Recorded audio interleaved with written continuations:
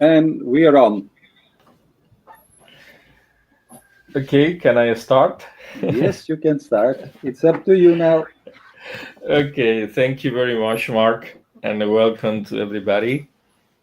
I hope that all of you had a very good Sunday yesterday, enjoying the time with the family and especially with the moms. It's a pity that we are still facing this pandemic, and in most parts of the world, we couldn't share as usual with our moms, the ones who have it, and or with the ladies in the family that are moms. But in general, we had a very good day. I'm sure sharing virtual hugs and virtual kisses. Saying that, we will start this second part of the introduction to the cooperation principles in software development. And as I told you, this second part will not be longer than the first one. I'm sure of that because we have another meeting after, and also because we want to give some time for questions and comments and suggestion based on the further work we have to do in our project with these principles. Okay. Therefore, we will concentrate to make a short summary of the first part we did last Friday. Then we will have the most important part of this presentation today, which is the tools for cooperation and collaboration in software engineering. Then, as I promised, we will have some opportunity to talk about relationships of the cooperation and collaboration in software engineering with other computer science movements and fields. And at the end, I will finish with some assignments for future work in a LIMF project software engineer philosophy, taking into account that we will have some sessions in a few weeks dedicated completely to implement the new knowledge or to implement the knowledge we are talking about during these sessions of the webinars. And at the end, some kind of conclusions. I put a question mark because I don't consider that it is possible right now give some conclusions. It's more some ideas, general ideas to share and to talk about during the whole webinars and the whole work we are doing in the project. As a summary of our talk last Friday, I want to remark a few ideas. First of all, remember that we stated that to talk about cooperation and collaboration in software engineering, we have three main approaches. On time, the first one was the collaborative software engineering development. The second one was the distributed software engineering. And the last one, the more near on time, is the global software engineering approach. And that all those way to talk about cooperation and collaboration in software development have a lot of things in common, some little differences between them, but in most of the cases they gave to the software engineering international community some of the principles we are facing nowadays in the 21st century software engineering approach. We can call it this way. In comparison with the software engineering approach we used in the last century, or most of the time of the last century. The second main idea of the first part of this presentation was that the cooperation and the collaboration in software development is organized in three levels. In the base are the team, then we have the middle level, which is the company, and the bottom level, it's excuse me, the top level is precisely the country level, and for that reason, it is also important to remind that we talk about some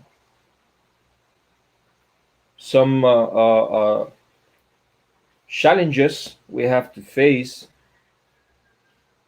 at those levels: organizational, temporal, sociocultural, cognitive and educational, geographical, political, and economical, and that those challenges, when you go up in this structure, in those levels of cooperation and collaboration, increased the impact of those challenges. And also that those challenges, we can also group them in two main levels. The kernel of those challenges can be called as critical challenges, and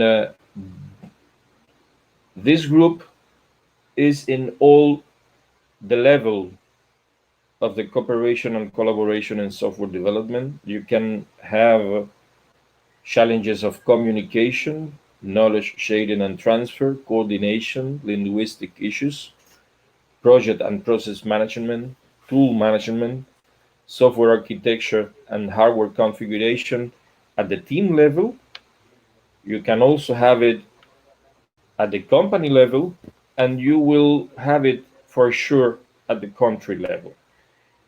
The wrapping challenges, as I explained last Friday, it doesn't mean that you cannot have it at a certain level, but not all of them will be at the three levels. Okay, therefore you can find some of these wrapping challenges on each level, and in another level you can not look at it. But okay, the final summary, the final idea of the last presentation was precisely that we can have cooperation and collaboration in software engineering not only on the modeling, which is usually what we do in software engineering. We need also, and it is really important to have cooperation and collaboration during all the procedure of software engineering, and also taking into account or based in some technologies that will help to really have cooperation and collaboration. That was the four main ideas, the four main conclusions of the presentation of last Friday. Then we can go directly now to the tools for cooperation and collaboration in software development, and I wanted to share a very good paper, scientific paper. It doesn't matter that this paper has 11 years old. It's not the problem, because the classification did on this paper is really good and can show very well which are the tools and which are the main groups of tools we can use for cooperation and collaboration in software engineering. Because usually we concentrate only, or most of the time, we concentrate only in three of those groups, as we will see based on the explanation of each group of technologies. Okay? Then I show you here how to access this scientific paper. However, I can put it on the Moodle platform. For sure, I will do it with the presentations and the video of these two talks, the last Friday and the talk of today. And I will share it also this paper and maybe some other papers that you can give a look to go deeper in cooperation and collaboration in software development. But as you can see in this slide, we have 7 main groups of technologies for cooperation in software development. We have the group of version control system, we have the group of trackers, we have the modelers, we have the build tools, we have the knowledge centers, we have the communications tools, and we have the Web 2.0 applications group. Those are the main groups where we can find the cooperation and collaboration tools for software development. Let's go directly to the first group, which is the version control system. What is the version control system? And I hope that this is the first most used group of tool in software engineering you already know, because it is really usual in software engineering to control all the changes we can make and we can have not only in the product, only in the documentation and in all of the aspects we manage during the software engineering process. That's the reason why version control system is precisely a category of software tools that record change made to one file or a set of files, okay? Because it is precisely for keeping track of modifications, not only in the code, but mainly in the code. And the goal to use this kind of tools is precisely to be able at some time to recover one specific version that we had in advance or that we have before, and be able to go back in case we detected any error, any fault, and we need to go back on time. That's the reason of the use of this kind of tools. It is well known, but I will show on each group some of the applications we can use, but from the free and open source software group of tools, because regularly we use private tools, and as you know, in our network we are encouraged to use free and open source software. And in this case, I want to remind or to share that we have a very good suite, which is Git. And as Frederick told us in the second of his talks, for sure Rudy will talk about GitLab during GitLab during his presentations, maybe next Wednesday or maybe next Monday. But for sure he will talk about GitLab. It's one of the applications part of the Git suite. But it is really important that if you don't know what Git is, and if you never worked with Git suite or any of the applications being part of the Git suite, you will go and give a look at it and start using Git for your software development task. That's one of the most known all over the world application. It's really good. It do a lot of things. And it is not only a suite for virtual control system, it is also a suite with another applications to share and to precisely do version control, not only in the code, also in the documents and in the other artifacts we use in software engineering. The second group of tools are the trackers. The trackers, it is also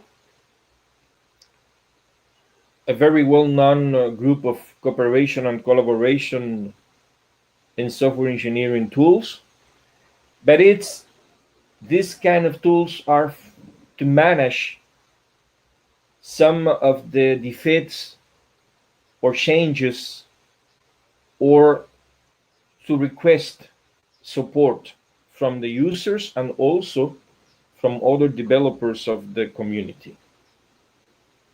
And therefore, we usually call this way of track that we track in the form of tickets, because users, developers, but we can say users in general, when they are interacting with the new applications, sharing openly,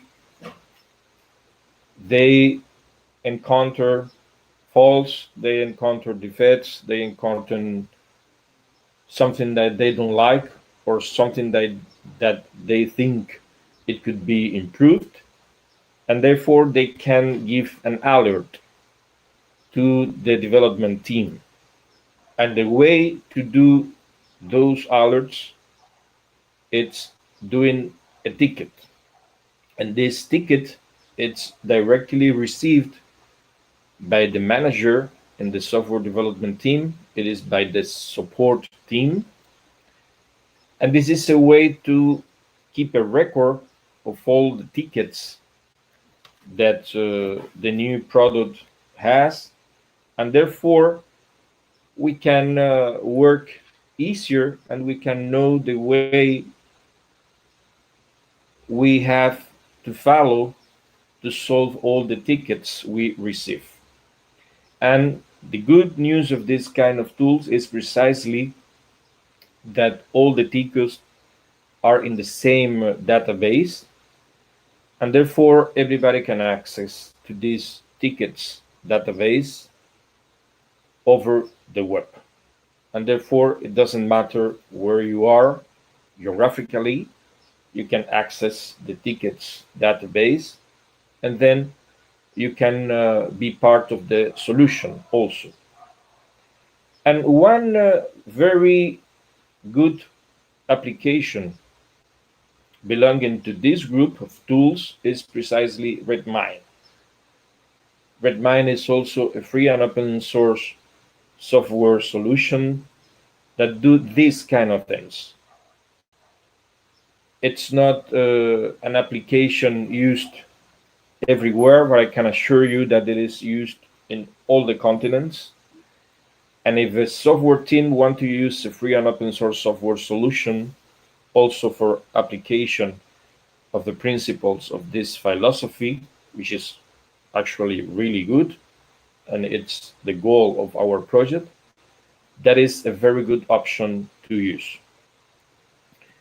The third group of application, it's the build tools. The build tools is what we usually call repositories. And these repositories are different from the other ones to storage, for example, files or source code. It's mainly to manage the workflows of our projects. Because as one of the challenges I mentioned in my last talk, it is the cooperation, one of the most important challenges we have to face in the critical challenges group during the cooperation and collaboration in software development. Therefore, to create a workflow and to be able to track where is the project in the workflow at different levels, it is really important to be able to work with a tool like the ones belonging to this group. And one of the examples is precisely Gradle, which is a free and open source software that do this kind of work. And for that reason, you can manage in the workflow the regular artifacts that we use in software engineering. That is, you can connect these workflows with the input information any of the activity needs, and at the same time with the expected information you want to have it at the end.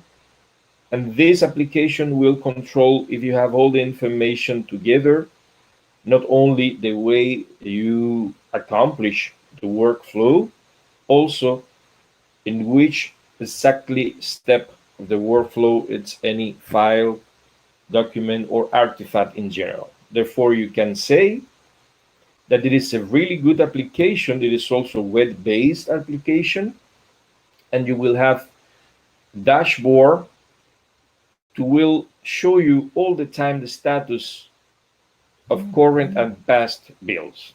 Therefore, you can also manage that, and you can also make decisions about it. And for that reason, this application or this kind of application will help everybody to improve the management of the software development project. Okay. The next group, it's for me the most known application group on software engineering. We use it very often, and we use it since we are at universities receiving the undergraduate studies and preparation, and then we use regularly every day on our software engineering work. And this group is the modelers. Unfortunately, we are accustomed, we don't have the culture to use modelers from the free and open source software group of tools. We regularly use private applications, which are actually applications that we have to pay for. And as Frederick says, we are in Cuba most of the time not aware that we can do that because of the blockade.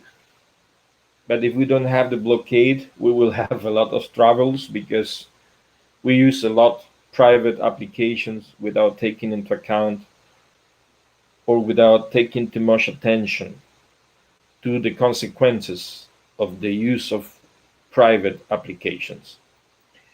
And that's the reason why for modeling in software engineering, I want to give you two examples of very good free and open source software applications for modeling in software engineering. There is Umbrella, which is known all over the world and have a very huge community of developers and also a very huge community of users. It's also an application that has some knowledge centers, as we will see in another category, where you can find study cases, where you can find diagrams, where you can find databases of diagrams, and you can find also databases of scripts and a lot of things you can use. And Omelette, which is also a free and open software solution, but you can see that it's based on UML, Unified Modeling Language, as Umbrella, which is the most used modeling language in software engineering nowadays, since the beginning of this century. And with this application, we can do the same we do with the private application. And the main difference is exactly that we don't have to pay for the application, but most important, we can share with another developers and we can collaborate in software engineering modeling. And for that reason, I encourage all of you, if you have not news about those applications, to give a look and to try to test it. because they are really good. You can download it without any problem, and you can install it on your computers. It doesn't matter if you have Windows, Mac, or Linux. It is possible for any operating system, or at least for these three operating system. And in the Linux case, it will work, both of them, in a lot of distribution with little changes in the installation process. The other group of applications is, as I told a few minutes before, the knowledge centers. And you can imagine, or you can think, that the knowledge center, it's only for education, but precisely during a project management procedure, and also during software engineering, we need to train, we need to teach, we need to do some kind of education to the newcomers, and also, even when we are uh, software developers with a very good experience in software developing, we are learning all the time. And at the same time, we need to do some kind of knowledge management inside the software project, letting everybody to have as much as information as possible to do a better work and to go to the final output as easiest as possible. Okay? And therefore, there is a category between the cooperation and collaboration in software development that we call knowledge centers. Knowledge centers is basically content management systems, okay, what you usually call CMS, that it is precisely for the things that the content management system is, for sharing explicit and tacit knowledge on the web. And taking into account that it is on the web, you can go without any problem. It doesn't matter where you are. And you can access knowledge resources, any knowledge resources.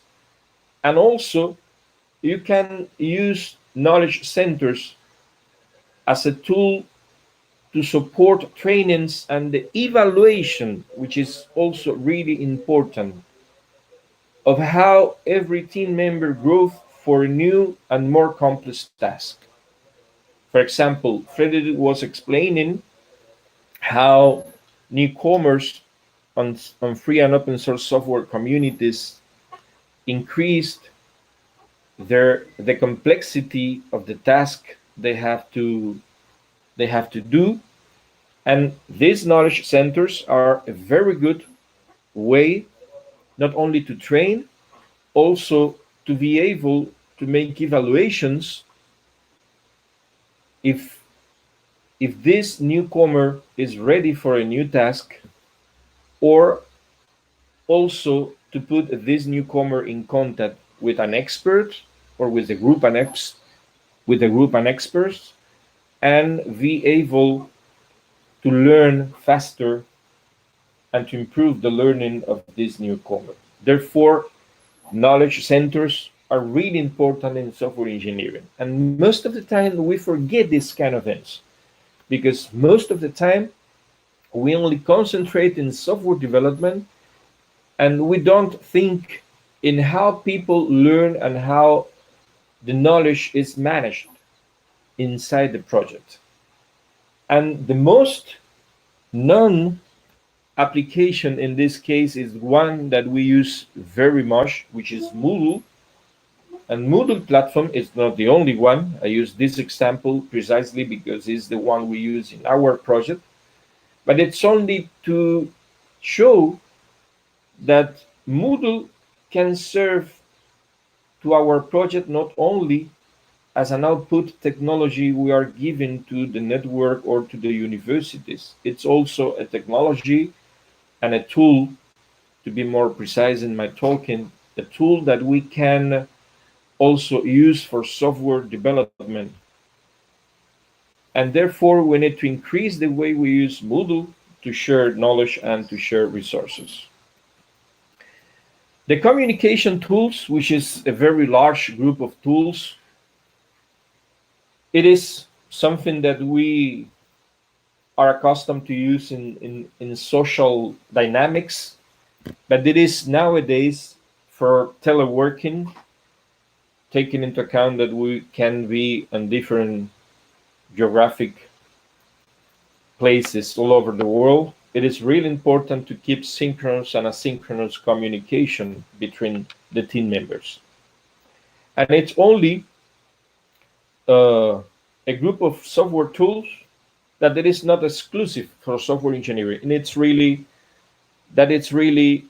a group of technologies, a group of tools, a group of software that we brought from social life and we use it for working because we realized that this application, it doesn't have to be only for fun and for communicating in our families and personal life. It can be very helpful to communicate synchronous and asynchronous with our colleagues, to collaborate in the accomplishment of some task. And one example, if precisely the one we are using right now, Jitsi Meet, which is a video conferencing tool. It's part of this group of tools. And as you see, we can share presentation, we can share also content, we can talk between us, we can record our video conferencing, we can do a lot of things precisely to make it available later to the other team members on the knowledge centers applications.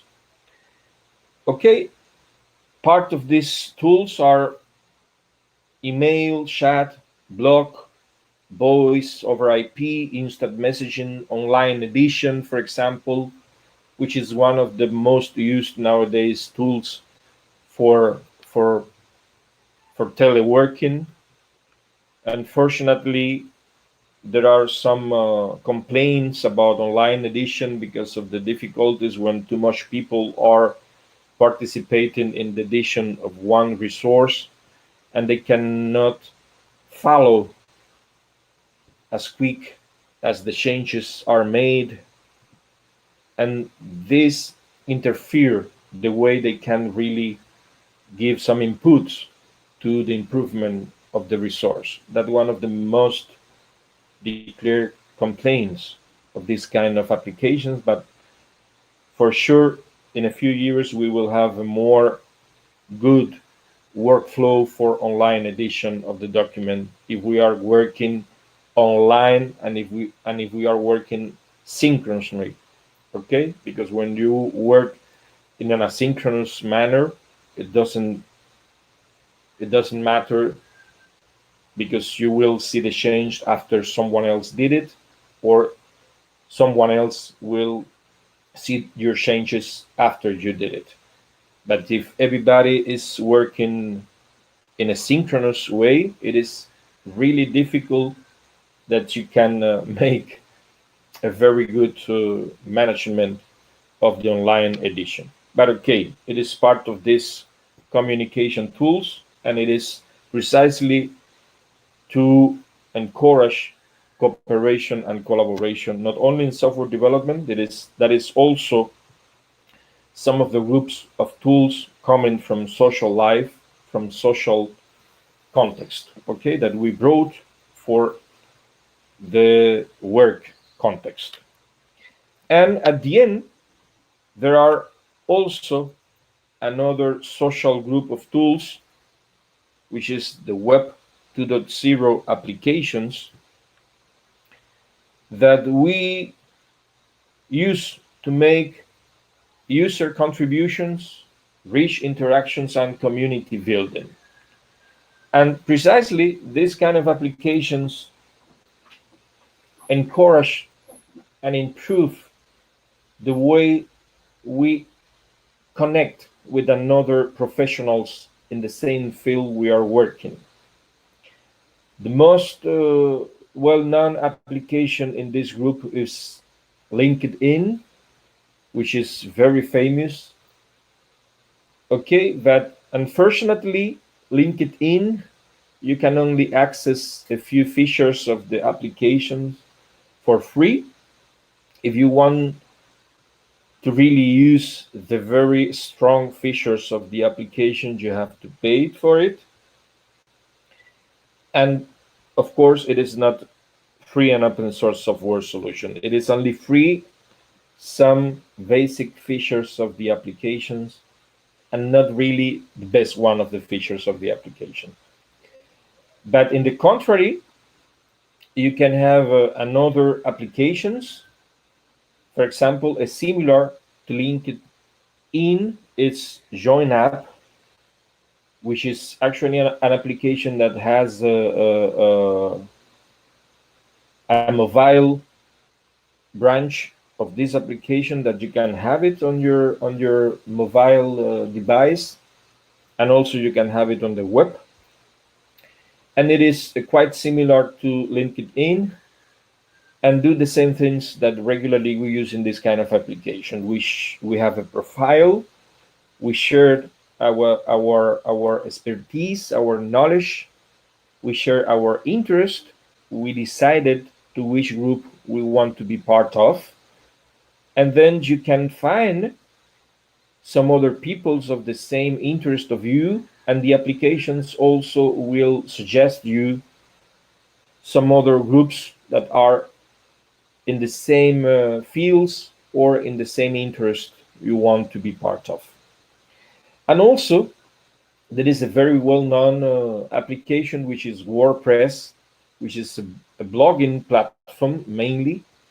It is really a content management system as Moodle, but in the use of this application, people go deeper on the blog and the software development way, and therefore WordPress is specialized precisely in blogging, and therefore you can use this to share knowledge with another team members and also to give your experiences to everybody and to share your knowledge, to share your experiences, and you will receive a feedback from the community. It doesn't matter if it is the project community only or the international community. And as every application of this kind, you will interact. Therefore, I show you the way that the paper, the scientific paper I mentioned, will work.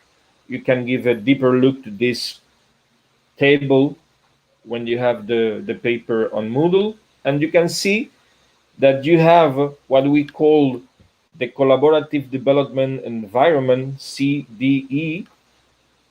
You will have 7 proposals, and then you will have in this 8 proposals really, then you will have which kind of groups, tools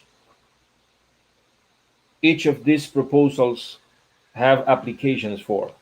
And this way you can use it to select which is the most important to use. But I'm only advising you that in this case, the CDE that it is mentioned in the paper are not completely free and open source software. I encourage you, when you review the paper, to take into account that the applications they are suggesting not all the time are free and open software solutions. Therefore, I suggested in most of the cases new free and open source software solutions you can really use if you want to keep in a free and open source software philosophy context. Okay? Well, collaboration and cooperation in software development also are related with another 2 movements in computer science. The first one, as you have noticed during my 2 talks, is the free and open source software philosophy or movement in this case. precisely because the cooperation and collaboration shared a lot of the principles of free and open source software philosophy. I put it there. Cooperation and collaboration in software development. It's also sharing with the free and open source software movement, participating in a community, the transparency for easier trouble solutions, the use of open standard source code, the decentralization, the shared tools and resources, the openness, and also the characteristic to be global, which is one of the most important aspects of cooperation and collaboration in software development. And when you give a deeper look to the two talks of Professor Frédéric Costière, you will now understand that precisely that's the way free and open source software philosophy are now very deep and are now getting inside the regular software engineering philosophy all over the world. It doesn't matter if it is private or node. Okay, it is going in very hard in the software engineering principles of the current century. And that's the reason a few decades ago appeared another movement, we can say, which is DevOps. And you will have two talks about DevOps this week and the next one with Rudy. And he will for sure mention some of these principles you are seeing right now. And those are also principles shared with the 21st century software engineering philosophy. Because DevOps encourage collaboration environments, DevOps share responsibility, it is one of the principles, promote continuous improvement, promote the use of computerized solutions. Okay, therefore they say that they computerize almost everything. It's only very small group of things that DevOps don't have computerized already. DevOps embrace failure and learn from it. This is one of the principles of this movement. And also they apply a very good thing coming from free and open source software, which is merging of the team and the experience. It is to share the experiences and to share knowledge, and it is easier for everybody to work under this kind of context.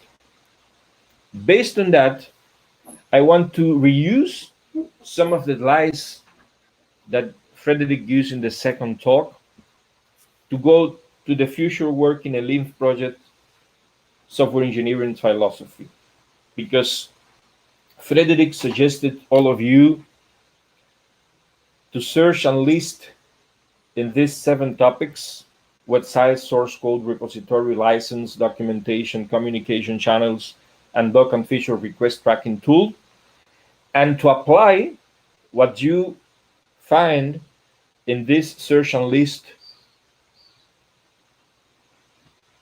how to apply it on each of the teams inside our project.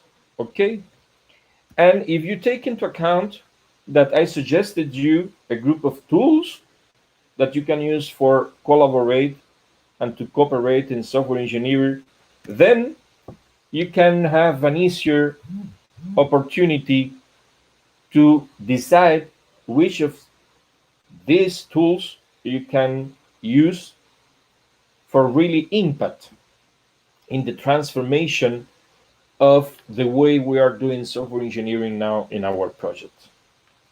And at the same time, I want to encourage you, because we can apply the levels of cooperation and collaboration with a very little transformation. And we can say that in our case, we have the team level, we have the partner university levels, and we have the project level.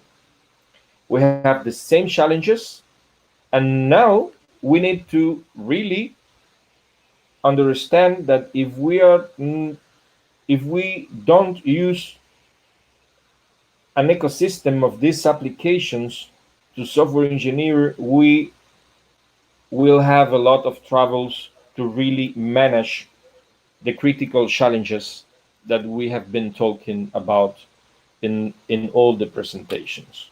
Okay, and therefore I suggest you to think a little bit more in the tools and how to use the tools to really solve and to really attack the challenges.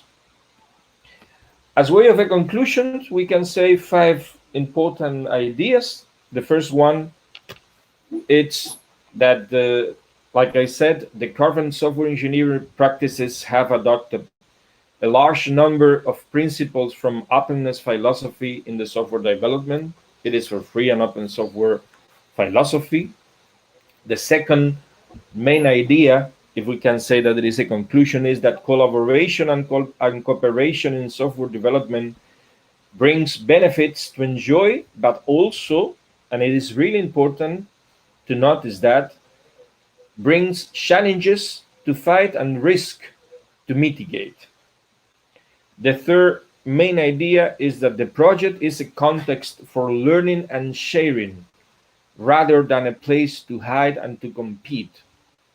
And regularly we go for the competition approach rather than to a sharing and a learning collectively approach.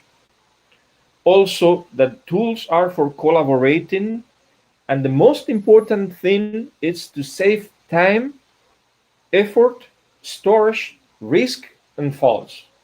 This is the most important things of the tools in software engineering based in a cooperation and collaboration approach. And to be able to do these 4 main ideas, it is important that we can advise that changes in procedures, of course, need changes in mindset and behaviors. Therefore, if we don't change our mindset and our behaviors, it will be very difficult that we really change procedures. Okay, that's my presentation of today. We have a few minutes left for some questions or comments or any of your experiences in case you want to share it with the rest of the participants. Thank you very much for attending these 2 talks. And it is a very general knowledge about collaboration and cooperation, but I think that you can have the doors of collaboration and cooperation in software development open, and then you can go your own in the deeper look of the knowledge I share with you. Thank you very much.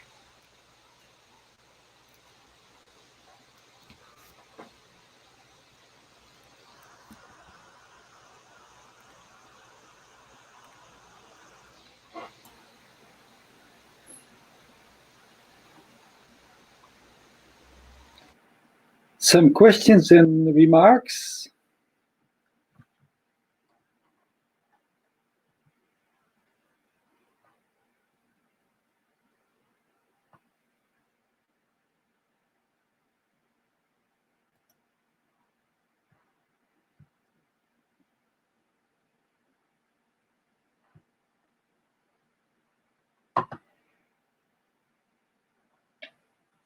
Okay, I don't hear much at the moment. So, first of all, I think it is important to look, and I will open for that my screen. I will share my screen. Yes, I have it done. Is it shared? Yes. You see it? Okay, I don't see it on YouTube. There is some. I have the same problem as before, but I will close the session on live streaming then. Okay.